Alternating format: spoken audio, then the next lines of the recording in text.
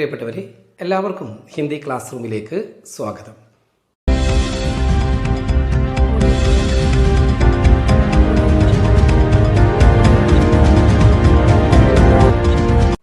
ഇന്നത്തെ ക്ലാസ്സിൽ നമ്മൾ ചർച്ച ചെയ്യാൻ ഉദ്ദേശിക്കുന്നത് 9ാം ക്ലാസ്സിലെ ഗാന്ധിജി കൈസെ ബനെ ഈ ലേഖനത്തിലെ പ്രധാനപ്പെട്ട ആക്ടിവിറ്റീസുകളാണ്. പരീക്ഷയ്ക്ക് ധാരാളം ചോദ്യങ്ങൾ ഈ പാഠഭാഗത്തെ അടിസ്ഥാനപ്പെടുത്തിക്കൊണ്ട് ചോദിച്ചിട്ടുണ്ട്. ഗാന്ധിജി വർഷങ്ങൾക്ക് മുമ്പ് എങ്ങനെയായിരുന്നു എന്നും പിന്നീട് നാം കാണാറുള്ള ഗാന്ധിജിയുടെ രൂപത്തിലേക്ക് മാറി വരാനുണ്ടായ സാഹചര്യങ്ങൾ എന്താണ് എന്നൊക്കെ പ്രത്യേകമായി മനസ്സിലാക്കാൻ കഴിയുന്ന ഒരു ചാപ്റ്ററാണിത്. അതുകൊണ്ട് തന്നെ ഈ ഭാഗത്ത് നിന്നൊക്കെ പ്രധാനപ്പെട്ട ചോദ്യങ്ങൾ വരാൻ സാധ്യതയുണ്ട്. ഗാന്ധിജിയെക്കുറിച്ച് ഒരു പ്രഭാഷണം തയ്യാറാക്കാനും ഈ പാഠഭാഗത്തിൻ്റെ അഭ്യാസ ഭാഗത്ത് ചോദിക്കുന്നുണ്ട്. അതുപോലെ ഗാന്ധിജി തൻ്റെ എളിമയാർന്ന ജീവിതം എങ്ങനെയാണ് നയിച്ചത്, അതിൻ്റെ ചില ഉദാഹരണങ്ങളും പാഠഭാഗത്ത് നൽകിയിട്ടുണ്ട്. അപ്പോൾ അതുകൊണ്ട് തന്നെ അത്തരം പ്രവർത്തനങ്ങളെയാണ് നമ്മളിപ്പോൾ പഠിക്കാൻ, അല്ലെങ്കിൽ ആ ക്വസ്റ്റ്യൻ ആൻസറുകളാണ് നമ്മൾ ചർച്ച ചെയ്യാൻ പോകുന്നത്. ഇനി നമുക്ക് ആ ഭാഗത്തേക്ക് പോകാം. നോക്കൂ, വേ ധീരെ ധീരെ ഗാന്ധി ബനെ. ഇസ്കാ മത്ലബ് ക്യാ ഹൈ? വേ അദ്ദേഹം ധീരെ ധീരെ പതുക്കെ പതുക്കെ ഗാന്ധി ബനെ, ഗാന്ധി ആയിത്തീർന്നു. ഇസ്കാ മത്ലബ്, ഈ പറഞ്ഞതിൻ്റെ ആശയം ക്യാ ഹൈ, എന്താകുന്നു? अपने कर्मों से ही एक व्यक्ति महान बनता है.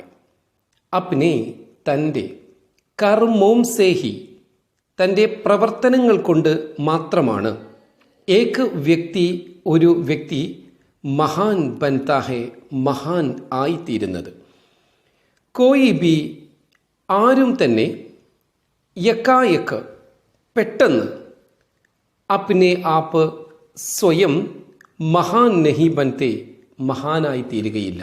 പെട്ടെന്നൊരു സുപ്രഭാതത്തിൽ ഒരാൾക്ക് സ്വയം മഹാനായി തീരാൻ സാധിക്കുകയില്ല. ഗാന്ധിജി പെഹലെ, ആദ്യമൊക്കെ ഏക സാധാരണ ആദ്മി ഥാ, ഒരു സാധാരണ വ്യക്തിയായിരുന്നു, എല്ലാവരെയും പോലെ ജീവിക്കുന്ന ഒരു വ്യക്തി ആയിരുന്നു. ലേക്കിൻ പക്ഷേ, ഉന്നോംനെ, അദ്ദേഹം, വേ പ്ലസ് നെ, ഇത് ചേരുമ്പോഴാണ് ഉന്നോംനെ എന്നർത്ഥം വെക്കുന്നത്. അത് വായിക്കുന്നത് ഉന്നോംനെ എന്നതിനിക്ക് അർത്ഥമായി വരുന്നത് അദ്ദേഹം അല്ലെങ്കിൽ അവർ എന്നൊക്കെയാണ് അർത്ഥം വരുന്നത്. അപ്പിനെ അനുഭവം സേ, അദ്ദേഹം തൻ്റെ അനുഭവങ്ങളിൽ നിന്ന്, അപ്നേക്കോ, സ്വയം, ഘട, രൂപപ്പെടുത്തി. അദ്ദേഹം ജീവിതാനുഭവങ്ങളിൽ നിന്നാണ് അദ്ദേഹത്തെ ശരിക്കും രൂപപ്പെടുത്തിയത്. വേ, അദ്ദേഹം ഏക സമാജ് സേവി ബൻ ഗയെ, ഒരു സാമൂഹ്യ സേവകനായി തീരുകയും ചെയ്തു. ഐസ പരിവർത്തൻ, ഇങ്ങനെയുള്ള പരിവർത്തനങ്ങൾ, മാറ്റങ്ങൾ, ഉൻകെ ജിന്ദഗി മേ, അദ്ദേഹത്തിൻ്റെ ജീവിതത്തിൽ, ധീരെ ധീരെ, പതുക്കെ പതുക്കെ, ആയാഥ, വന്നതായിരുന്നു. ഈ മാറ്റങ്ങളൊക്കെ അദ്ദേഹത്തിൻ്റെ ജീവിതത്തിൽ വളരെ പതുക്കെ പതുക്കെയാണ്, അല്ലാതെ പെട്ടെന്ന് വന്നതല്ല, സാവകാശമാണ് ഇങ്ങനെയുള്ള മാറ്റങ്ങളൊക്കെ വന്നിട്ടുണ്ടായിരുന്നത്. ഇവിടെ ജിന്ദഗി എന്നത് സ്ത്രീലിംഗ വേർഡാണ്, അതുകൊണ്ട് ഉൻകെ എന്നല്ല ഉൻകി ജിന്ദഗി മേം എന്നാണ് നൽകേണ്ടത്. നോക്കൂ, ഔറത്ത് കി ഹാലത്ത് ദേഖ് കർ, സ്ത്രീയുടെ അവസ്ഥ കണ്ടിട്ട്, ഗാന്ധിജി ഏക് ഹി ധോത്തി, ഒരേ ഒരു ലുങ്കി, പെഹനനേക്ക, ധരിക്കാനുള്ള, ഫൈസല കർ ലിയ, തീരുമാനമെടുത്തു. ഐസ ഫൈസല, ഇങ്ങനെയുള്ള തീരുമാനം, ലേനേക്ക ഉദ്ദേശ്യ, എടുക്കാനുള്ള, ഈ തീരുമാനമെടുക്കാനുള്ള ഉദ്ദേശം, ക്യാ ധാ എന്തായിരുന്നു. നോക്കൂ, തൽക്കാലീൻ സമാജ്. തൽക്കാലീൻ എന്ന് പറഞ്ഞാൽ ആ സമയത്തുള്ള, ഇൻ ദാറ്റ് ടൈം, ആ സമയത്തുള്ള സമാജ് സമൂഹം, അത് ഗരീബി സെ, അന്നത്തെ സമൂഹം ഗരീബി സെ ത്രസ്ത് ധ, ദാരിദ്ര്യം കൊണ്ട് ഭയപ്പെട്ട നിലയിലായിരുന്നു. അവർ ഏറ്റവും കൂടുതൽ അന്ന് ഭയപ്പെട്ടിരുന്നത് ദാരിദ്ര്യത്തെയായിരുന്നു. യഹ് ദൃശ്യ, ഗാന്ധിജി കണ്ട ഈ ദൃശ്യം, തൽക്കാലീൻ ഭാരത് കി, അന്നത്തെ ഭാരതത്തിലുള്ള ഗരീബി കാ ചിത്ര, ദാരിദ്ര്യത്തിൻ്റെ യഥാർത്ഥ ചിത്രം, ഉൻകെ സാമ്നെ, അവരുടെ മുന്നിൽ, പേഷ് കിയ, പ്രസന്റ് ചെയ്യുകയാണ്, അവതരിപ്പിക്കുകയാണ്. ആ ഒരു ചിത്രത്തെ തുറന്നു കാണിക്കുകയാണ്. ഭാരത് കി, ഭാരതത്തിലുള്ള ആം ജനത, സാധാരണക്കാരായ ആളുകൾ, ഗരീബി ഏവം അഭാവം സെ, ഗരീബി ദാരിദ്ര്യം, ഈ ഏവം എന്നത് ഇംഗ്ലീഷിൽ ആൻഡ് എന്ന് കൊടുക്കും പോലെ ഹിന്ദിയിൽ ഔർ എന്ന് നൽകാറുണ്ടല്ലോ, അതുപോലെ. അപ്പോൾ ദാരിദ്ര്യവും അഭാവവും സെ, അതുപോലെ തന്നെ പോരായ്മകൾ കൊണ്ടും, ദാരിദ്ര്യം കൊണ്ടും പോരായ്മകൾ കൊണ്ടും, വിവശധി, വിവശരായിരുന്നു, വളരെ ദയനീയാവസ്ഥയിലായിരുന്നു. യഹ് സമജ് കർ, ഇത് മനസ്സിലാക്കിയിട്ട്, ഗാന്ധിജീനെ, ഗാന്ധിജി, ഉൻകെ സമാൻ, അവരെ പോലെ, ആ ജനങ്ങളെപ്പോലെ, ജീനേക്ക നിശ്ചയ കിയ, ജീവിക്കാൻ വേണ്ടി തീരുമാനിച്ചു. ഗാന്ധിജി അത്യാവശ്യം ധനമുള്ള അല്ലെങ്കിൽ ഒരു റിച്ച് ഫാമിലിയിലുള്ള വ്യക്തിയായിരുന്നു. എന്നിട്ടും ഈ പാവങ്ങളെപ്പോലെ ജീവിക്കാൻ വേണ്ടി തീരുമാനിച്ചു. യഹ് ഗാന്ധിജി കി ജിന്ദഗി കാ, യഹ് ഇത്, ഈ സംഭവം അല്ലെങ്കിൽ ഈ തീരുമാനം, ഗാന്ധിജി കി ജിന്ദഗി കാ, ഗാന്ധിജിയുടെ ജിന്ദഗി കാ, ജീവിതത്തിലെ, ഏക്ക് ഒരു, അഹം മോഡ്, പ്രധാനപ്പെട്ട ഒരു വഴിത്തിരിവായിരുന്നു, ടേണിംഗ് പോയിന്റ് ആയിരുന്നു, അല്ലെങ്കിൽ ടേണിംഗ് ആയിരുന്നു. ഇവിടെ നിന്നാണ് ഗാന്ധിജിയുടെ തീരുമാനങ്ങളൊക്കെ മാറുന്നത്. നോക്കൂ, ഭാഷൺ തയ്യാർ കരേം, ഒരു സ്പീച്ച്, പ്രസംഗം തയ്യാറാക്കുക. മേരാ ജീവൻ ഹി മേരാ സന്ദേശ് ഹെ, ഇത് ഈ പറഞ്ഞത് ഗാന്ധിജി കാ കഥൻ ഹെ, ഗാന്ധിജിയുടെ ഒരു പ്രസ്താവനയാണ്.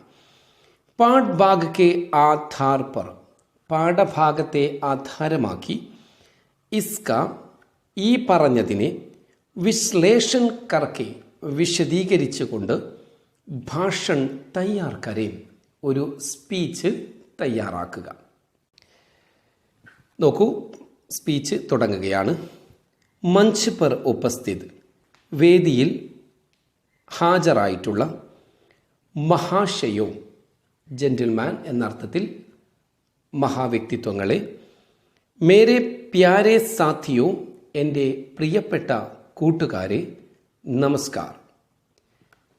യഹാം, ഇവിടെ, ഖഡേ ഹോക്കർ മേ ബഹുത് ഖുഷ് ഹോ, ഇവിടെ എഴുന്നേറ്റ് നിന്നിട്ട്, നിങ്ങളുടെ മുന്നിൽ എഴുന്നേറ്റ് നിന്നിട്ട്, മേ ബഹുത് ഖുഷ് ഹോ, ഞാൻ വളരെ സന്തോഷവാനാണ് എന്ന് പറഞ്ഞാൽ, നിങ്ങളുടെ മുന്നിൽ എഴുന്നേറ്റ് നിൽക്കാൻ കഴിഞ്ഞതിൽ ഞാൻ വളരെയധികം സന്തോഷവാനാണ്. ക്യോംകി, എന്തുകൊണ്ടെന്നാൽ, മഹാത്മാഗാന്ധി കെ ബാരേമേ, മഹാത്മാഗാന്ധിയെ കുറിച്ച്, ചന്ദ് ബാത്തേൽ, കുറച്ച് കാര്യങ്ങൾ, പേഷ് കർണേക്ക, പ്രസന്റ് ചെയ്യാനുള്ള, മൗഖ, അവസരം, മുझे മിലാ ഹെ, എനിക്ക് കിട്ടിയിട്ടുണ്ട്. ഹമാരെ രാഷ്ട്രപിത മഹാത്മാഗാന്ധിജി, നമ്മുടെ രാഷ്ട്രപിതാവാകുന്ന മഹാത്മാഗാന്ധിജി, ഹമാര അപ്ന ഗർവ് ഹെ, നമ്മുടെ അപ്ന, സ്വന്തം, ഗർവ് ഹെ, അഭിമാനമാണ്. ഗാന്ധിജിനെ, ഗാന്ധിജി, അപ്നി ആത്മകഥ, തൻ്റെ ആത്മകഥയാകുന്ന, സത്യ കി ഖോജ് മേ, സത്യത്തിൻ്റെ അന്വേഷണം എന്നതിൽ, ആ ആത്മകഥയിൽ ലിഖാ ഹെ എഴുതിയിട്ടുണ്ട്, മേരാ ജീവൻ ഹി മേരാ സന്ദേശ് ഹെ, എൻ്റെ ജീവിതം ഹി തന്നെയാണ്, മേരാ സന്ദേശ് ഹെ, എൻ്റെ മെസ്സേജ്, എൻ്റെ സന്ദേശം. ഉൻകെ ഇസ് കഥൻ കാ മത്ലബ്, അദ്ദേഹത്തിൻ്റെ ഇസ് കഥൻ കാ, ഈ പ്രസ്താവനയുടെ മത്ലബ്, ആശയം, ആപ്പിനെ, അദ്ദേഹം, ആപ്പിനെ, താങ്കൾ എന്നാണ്. ആപ്പിനെ നമ്മോട് ചോദിക്കുകയാണ്, പ്രസംഗം കേൾക്കുന്നവരോട് ചോദിക്കുന്നു, ആപ്പിനെ താങ്കൾ കബി സോച്ചാ ഹെ, എപ്പോഴെങ്കിലും ചിന്തിച്ചിട്ടുണ്ടോ? ജബ് കോയി, എപ്പോഴെങ്കിലും ഒരാൾ, ഏതെങ്കിലും ഒരാൾ എന്ന അർത്ഥത്തിലാണ് കോയി എന്ന് പറയുന്നത്.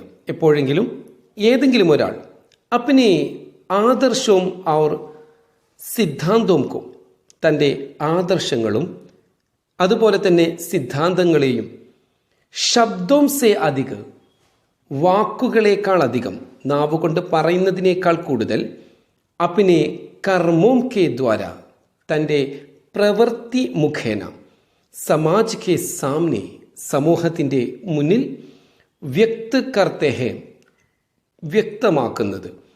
ഏതെങ്കിലും ഒരു വ്യക്തി തൻ്റെ ആദർശങ്ങളും തൻ്റെ സിദ്ധാന്തങ്ങളും വാക്കുകൾ, നാവ് കൊണ്ട് പറയുന്നതിനേക്കാൾ കൂടുതൽ തൻ്റെ കർമ്മത്തിലൂടെ സമൂഹത്തിൻ്റെ മുന്നിൽ വ്യക്തമാക്കാൻ തുടങ്ങുന്നത്, തബ്, അപ്പോൾ, വഹ്, ആ വ്യക്തി, അപ്പോഴാണ് ആ വ്യക്തി പ്രേരണാദായക് ഔർ അനുകരണീയ ബൻ ജാതാ ഹെ, മറ്റുള്ളവർക്ക് പ്രേരണ നൽകാൻ പറ്റുന്നതും അനുകരണീയ, മറ്റുള്ളവർക്ക് അനുകരിക്കാൻ പറ്റുന്നതുമായ രീതിയിലേക്ക് ആ വ്യക്തി ബൻ ജാതാ ഹെ, ആയിത്തീരുന്നത്. ഹാ, അതെ, ഗാന്ധിജീനെ, ഗാന്ധിജി അപ്നി ജിന്ദഗി കെ ജരിയെ, തൻ്റെ ജീവിതം മുഖേന, യഹി മിസാൽ, ഇതേ മാതൃക, ഈ മുകളിൽ പറഞ്ഞ ഇതേ മാതൃക, പേഷ് കിയാ ഹെ, പ്രസന്റ് ചെയ്തിരിക്കുന്നു, അല്ലെങ്കിൽ നമുക്ക് മുന്നിൽ പ്രകടമാക്കിയിരിക്കുന്നു. 2 अक्टूबर 1869 में गुजरात के पोरबंदर में मोहनदास करमचंद गांधी का जन्म हुआ था. 2 अक्टूबर, ഒക്ടോബർ 2, 1869, 1869 ഗുജറാത്തിലുള്ള പോർബന്ദറിൽ മോഹൻദാസ് കരംചന്ദ് ഗാന്ധി കാ ജന്മ, മോഹൻദാസ് കരംചന്ദ് ഗാന്ധിയുടെ ജനനം ഹുവാഥ, ഉണ്ടായിരുന്നു. മാതാ, അമ്മ പുത്ലിബായിയും ഓർ പിതാവ് കരംചന്ദ് ഗാന്ധിയും ആയിരുന്നു.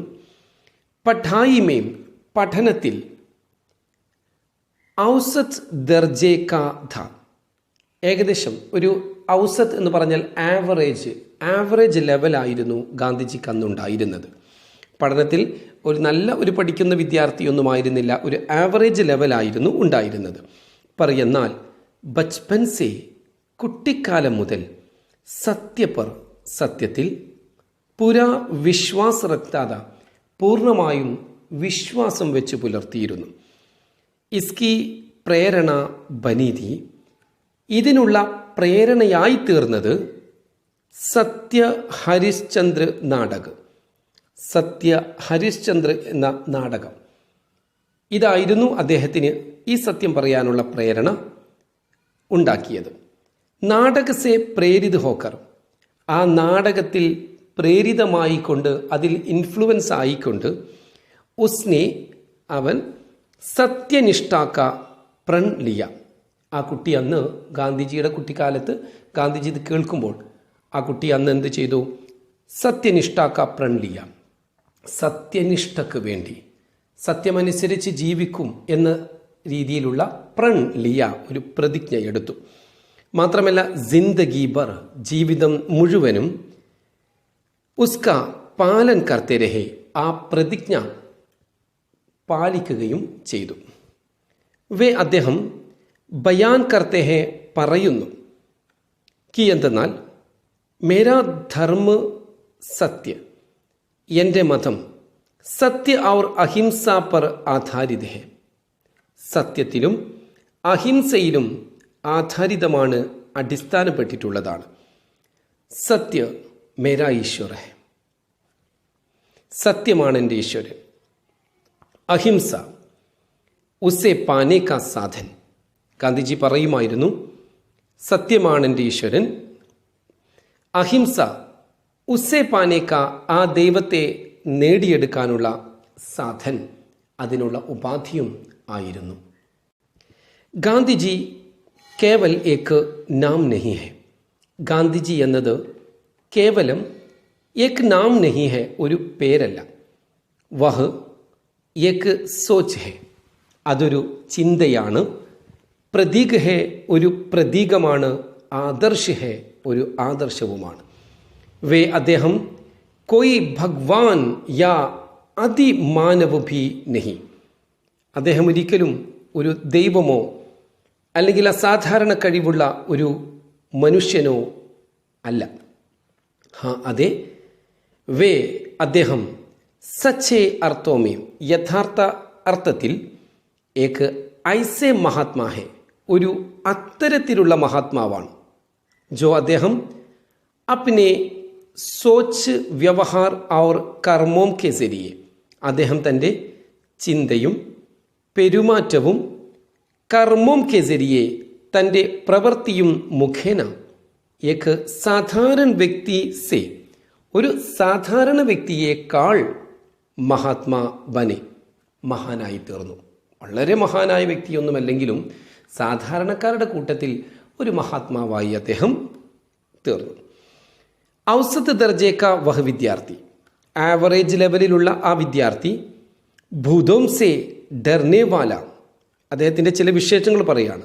ആവറേജ് ലെവലിലുള്ള ഒരു വിദ്യാർത്ഥി.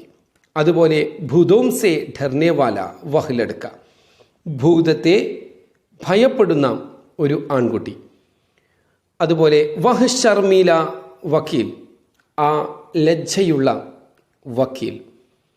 ബാദ്മേം, ഈ വിശേഷണമൊക്കെ ഉണ്ടായിരുന്ന ഈ കുട്ടി ബാദ്മേം പിന്നീട് പൂരെ വിശ്വക്കെ സാമ്നെ, ലോകം മുഴുവനും അല്ലെങ്കിൽ ലോകത്തിൻ്റെ മുന്നിൽ സച്ചായി, സത്യവും ആത്മവിശ്വാസ് ഔർ അസാമാന്യ ധൈര്യക്ക, ആത്മവിശ്വാസവും അസാമാന്യമായ അസാധാരണമായ ധൈര്യക്ക മിസാൽ, ധൈര്യത്തിൻ്റെയുമൊക്കെ മിസാൽ ബൻഗയ, ഒരു മാതൃകയായി തീർന്നു.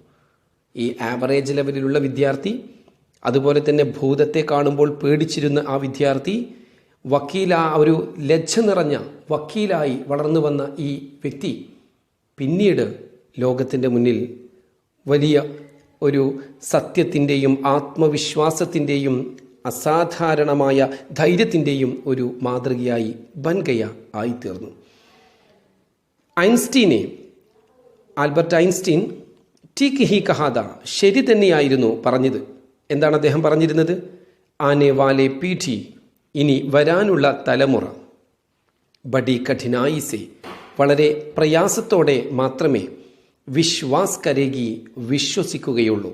കി, എന്തെന്നാൽ ഇസ് പ്രകാർ കാ കോയി രക്ത് മാംസ് വാല പുരുഷ്, ഗാന്ധിജിയെപ്പോലുള്ള ഇപ്രകാരത്തിലുള്ള കോയി, ഏതെങ്കിലും രക്ത് മാംസ് വാല പുരുഷ്, രക്തവും മാംസവുമുള്ള ഒരു പുരുഷൻ, ഇസ് ദുനിയാമേം, ഈ ലോകത്ത് ജീവിത രഹാഥ, ജീവിച്ചിട്ടുണ്ടായിരുന്നു എന്നത് വരാനിരിക്കുന്ന തലമുറ അത്ര പെട്ടെന്ന് അല്ലെങ്കിൽ അവർക്ക് വളരെ പ്രയാസത്തോടു കൂടി മാത്രമേ വിശ്വസിക്കാൻ സാധിക്കുകയുള്ളൂ. ഇത്രയും പറഞ്ഞുകൊണ്ട് ആ പ്രസംഗം അവസാനിപ്പിക്കുന്നു. ധന്യവാദ്. എല്ലാവർക്കും നന്ദി. നോക്കൂ, ഗാന്ധിജിക്ക് പെഹ്ലെ കി വേഷ്ഭൂഷ കൈസിതി, ഗാന്ധിജിയുടെ പെഹ്ലെ കി, മുമ്പത്തെ വേഷ്ഭൂഷ, വേഷവിധാനം, ഡ്രസ്സിംഗ്, കൈസിതി, എങ്ങനെയായിരുന്നു?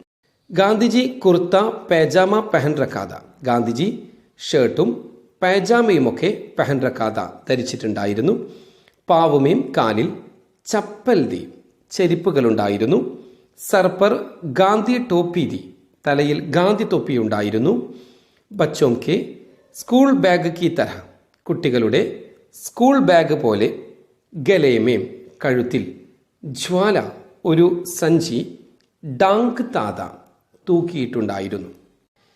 ബച്പൻ മേം ഗാന്ധിജി കെ ചരിത്ര കി വിശേഷത, കുട്ടിക്കാലത്തിൽ ഗാന്ധിജിയുടെ സ്വഭാവത്തിൻ്റെ വിശേഷണം ക്യാതി എന്തായിരുന്നു കുട്ടിക്കാലത്തെ ഗാന്ധിജിയുടെ സ്വഭാവത്തിൻ്റെ പ്രത്യേകത.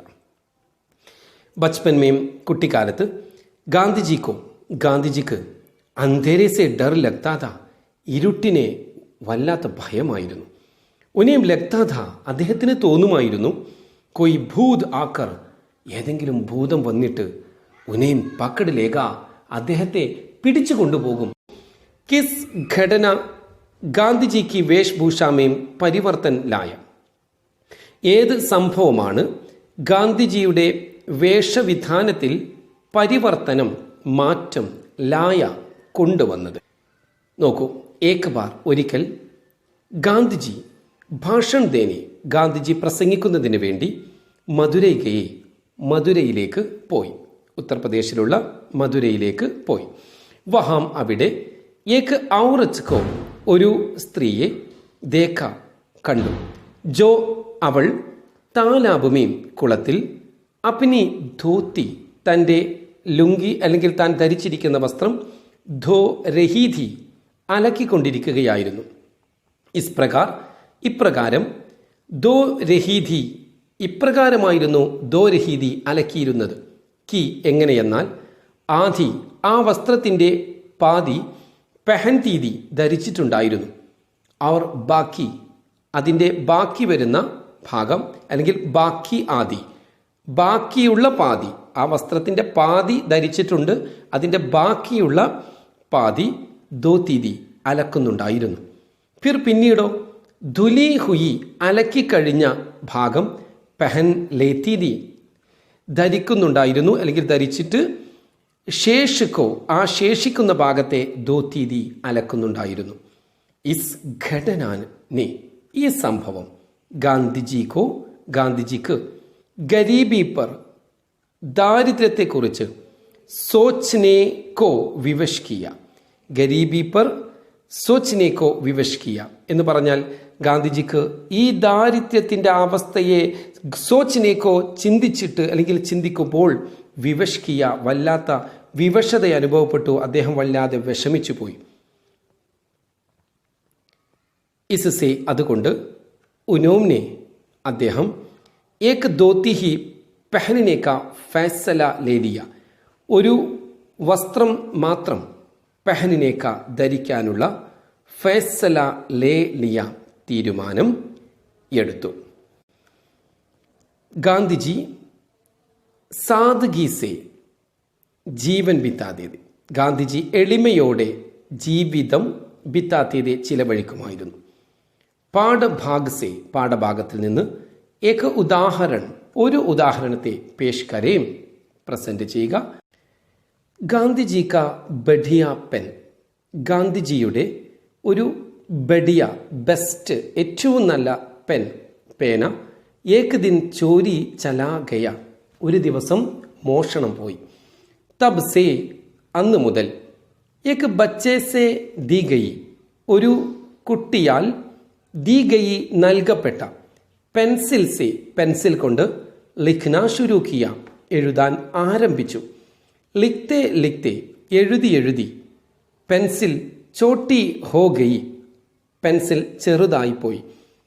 എന്നാൽ ഉനൂംനെ അദ്ദേഹം അതൊഴിവാക്കാതെ, കാഗസ് കി ഭോങ്ലി കടലാസ് കൊണ്ടൊരു ചുരുളുണ്ടാക്കി, അതാണ് ഭോങ്ലി ലഗാക്കർ, ഒരു ചുരുളുണ്ടാക്കി, ധാഗേസെ നൂലുകൊണ്ട് ആ ചുരുളും പെൻസിലും കൂട്ടി യോജിപ്പിച്ച് ഒരു ധാഗേസെ നൂലുകൊണ്ട് ഭാന്തകർ കെട്ടി ലിഖ്തേതെ എഴുതുമായിരുന്നു. നോക്കൂ ചില പ്രവർത്തനങ്ങൾ. ഔറത്ത് तालाब में अपनी धोती धो रही थी. परीक्षा में गांधी जी 34 बच्चों में से 32वें स्थान पर रहे. ये लोग कविता करते हैं. मेरे पड़ोस में एक गरीब औरत മെഹ്റുനി सा रहती है. നോക്കൂ എന്താണ് പറയുന്നത്? പ്രത്യേക വാക്യമേ, പ്രത്യേകം എന്ന് പറഞ്ഞാൽ ഓരോ എന്നാണ് അർത്ഥം.